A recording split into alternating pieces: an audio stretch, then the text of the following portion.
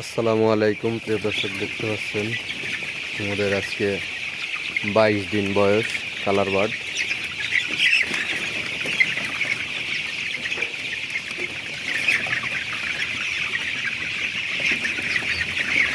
আলহামদুলিল্লাহ এখন পর্যন্ত সুস্থ সবল আছে, কোনো সমস্যার সম্মুখীন হতে হয়নি এখনো পর্যন্ত।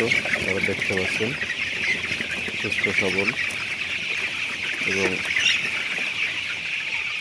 গ্রোথ আলহামদুলিল্লাহ।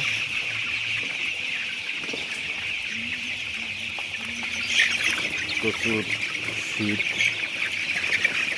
যার কারণে আমাদের বিদ্যুৎ বেশি ব্যবহার করা লাগতেছে।